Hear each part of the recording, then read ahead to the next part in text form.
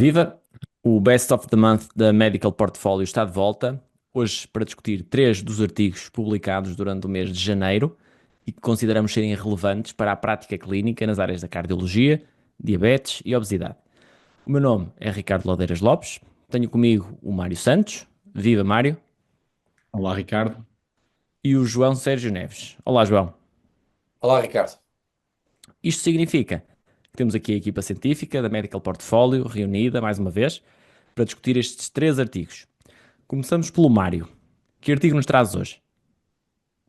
Bem, para este podcast trouxe um artigo publicado na Circulation que avaliou a performance diagnóstica do NT-proBNP no diagnóstico de doentes com insuficiência cardíaca com fração de ejeção preservada.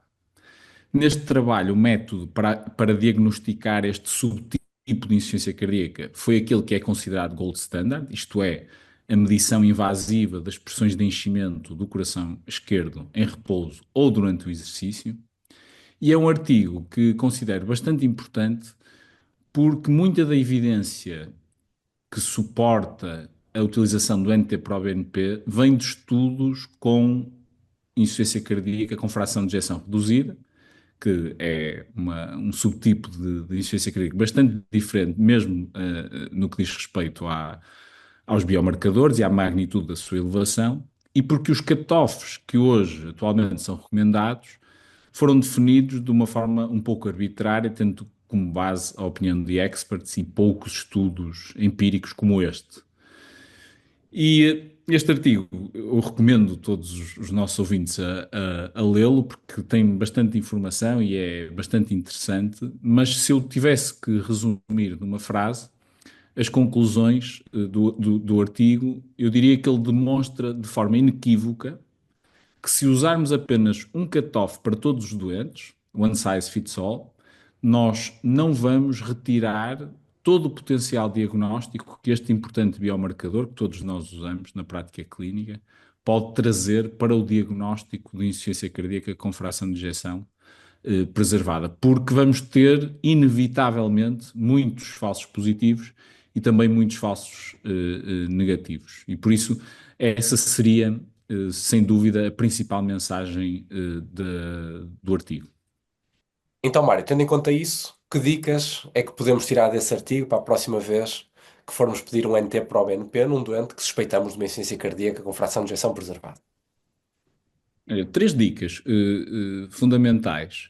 Primeiro, este trabalho que envolveu doentes de múltiplos centros no mundo, mostra-nos que se nós quisermos de facto excluir a presença de insuficiência cardíaca e quisermos ter um valor preditivo negativo bastante elevado e, portanto, que nos permita excluir a presença da insuficiência cardíaca com grande confiança, devemos considerar um valor de cutoff inferior àquele que é atualmente considerado, e esse valor de cutoff neste trabalho foi o dos 50 picogramas por mililitro. A segunda dica é, no doente obeso com um índice de massa corporal superior a 35, um valor superior a 220 apresenta um excelente valor preditivo positivo. Estes doentes têm valores mais baixos e este cutoff, testado nestas coortes, mostrou ter um valor preditivo positivo. Portanto, se quisermos fazer o diagnóstico com confiança num doente com índice de massa corporal, devemos usar o 220. Se o índice de massa corporal for inferior a 35, o cutoff mais elevado deve ser usado os 500. Por outro lado, uma mensagem também interessante deste trabalho é que no doente com dispneia de etiologia indeterminada e FA permanente, o valor da NT-proBNP vai ajudar pouco no diagnóstico. Isto porque a probabilidade pré-teste nos doentes testados neste trabalho é tão elevada que dificilmente vai mudar, vai sair do elevado, independentemente do valor da NT-proBNP. Portanto, nestes doentes, a probabilidade clínica torna ou dilui o valor diagnóstico que o NT-proBNP pode ter, e muitas vezes nestes doentes eles mostram que o NT-proBNP será uma medida redundante. E, portanto, em resumo, devemos aproveitar quer o valor preditivo negativo, quer o valor preditivo positivo que o NT-proBNP pode nos dar, usando cut-offs distintos, portanto, numa perspectiva de roll-in e roll-out, e que idealmente deverão ser ajustados para o índice massa corporal para podermos retirar todo o valor diagnóstico que este biomarcador nos pode dar. Muito obrigado, Mário, pela discussão deste artigo. Passamos agora para a área de diabetes e obesidade. João, que artigo, publicado em janeiro, resolveste discutir hoje? Hoje trago-vos um artigo que foi publicado na Nature Medicine, que é um ensaio clínico de iniciativa de investigadores, que utilizou o semaglutido em doentes com diabetes tipo 1 sob bomba infusora de insulina. E, portanto, temos um estudo com 28 participantes que fizeram placebo ou semaglutido num desenho crossover. Ou seja, todos os participantes receberam a intervenção, mas uns começaram pelo placebo, outros começaram pelo semaglutido e depois foram cruzados entre os braços. Quer num caso, quer outros, doentes foram tratados com semaglutido ou placebo durante 11 semanas, sendo que nas últimas 4 semanas foram colocados simultaneamente num sistema de bomba infusora de insulina integrado, com um monitor contínuo da glicose, o que muitas vezes é denominado de pâncreas artificial híbrido e que é hoje em dia consensual que é a melhor forma de tratar a diabetes tipo 1. Quanto aos resultados, eles foram positivos, ou seja, houve aqui uma diferença significativa entre as intervenções, apesar de não serem impressionantes. Ou seja, houve um aumento do tempo no alvo de 4,8%, e portanto, aqui também para referência para quem conhece menos esta métrica, isto é um valor que vem do monitor contínuo da glicose. Nós consideramos que um doente está bem controlado quando tem um valor superior a 70% e que é clinicamente significativo variações de 5 a 10%. Quer dizer que aqui estes 4,8% é interessante, é uma melhoria do controle, mas é uma melhoria modesta. Importante que este aumento de 4,8% ocorreu sem aumento do tempo em hipoglicemia.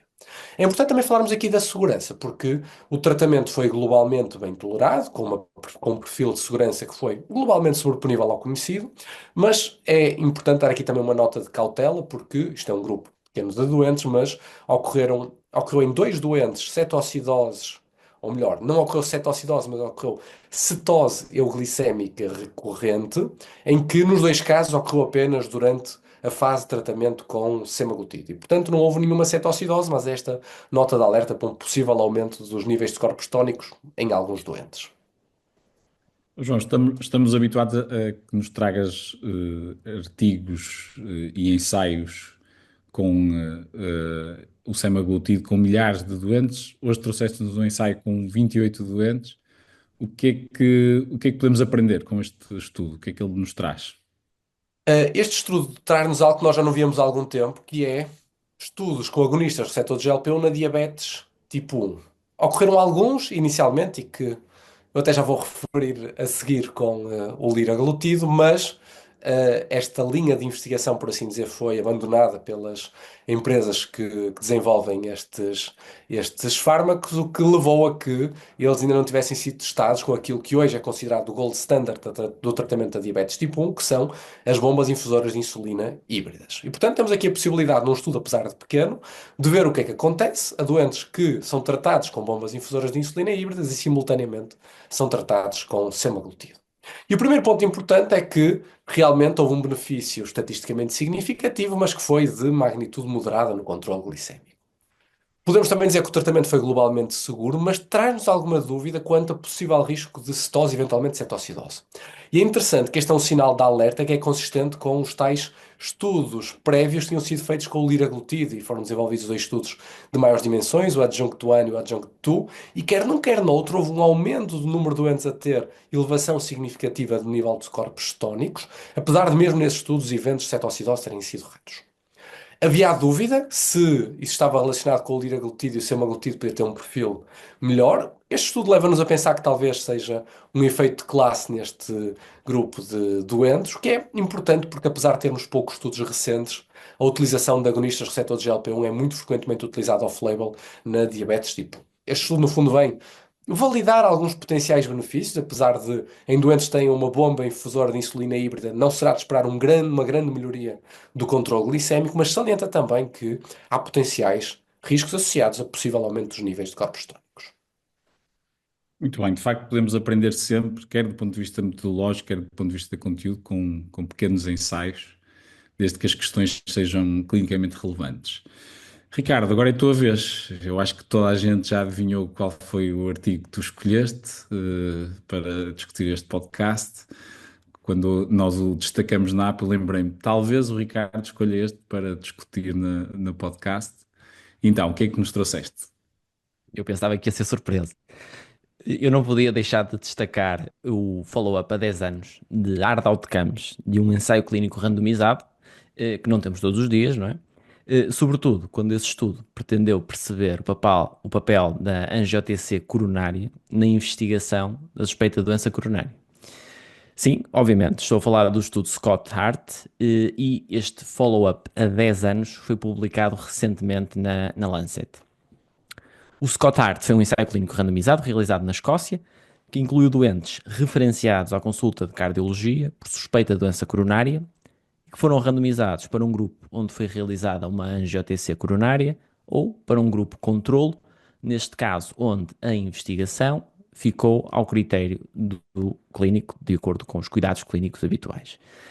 Foram randomizados aproximadamente 4.100 doentes no total e foram incluídos neste follow-up aos 10 anos praticamente 4.000 doentes, ou seja, temos informação de 96% dos participantes que integraram a população inicial, o que é fantástico. O outcome primário foi morte por doença coronária ou infarto não fatal, portanto um outcome primário composto.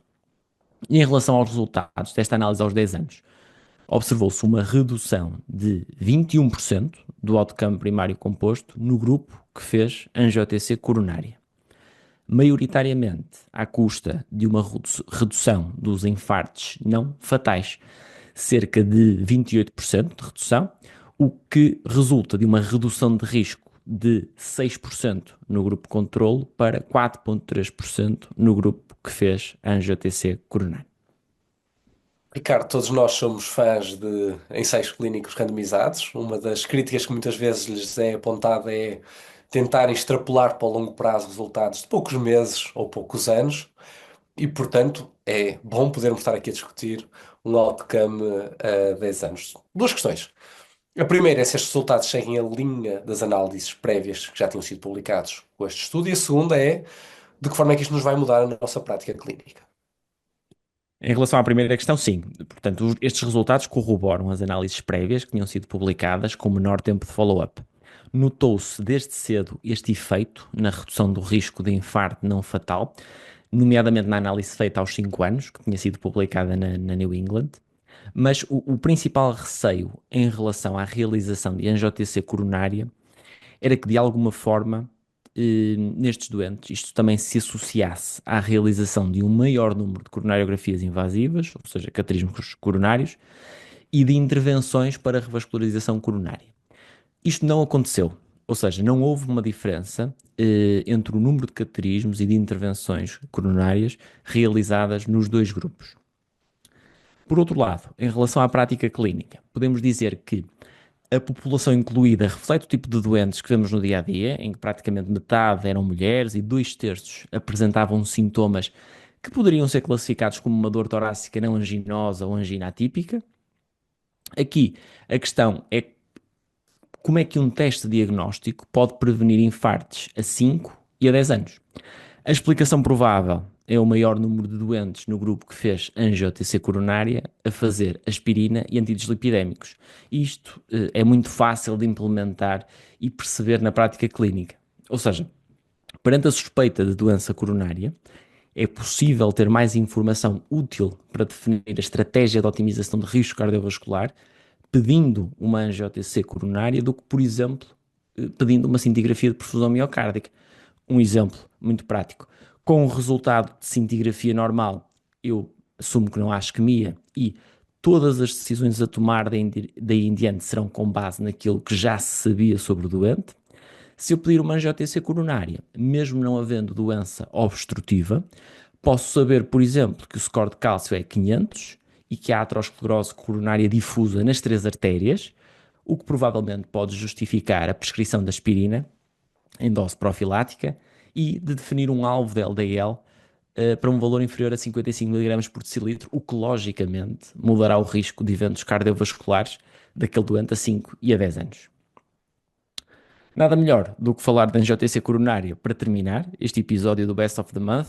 Obrigado por estarem connosco e subscrevam e classifiquem o podcast ou o videocast nas plataformas habituais. Já sabem que têm também disponível de forma gratuita a aplicação Medical Portfolio, onde podem ter acesso aos top 3 semanais de cardiologia geral, insuficiência cardíaca e diabetes e obesidade. Até breve.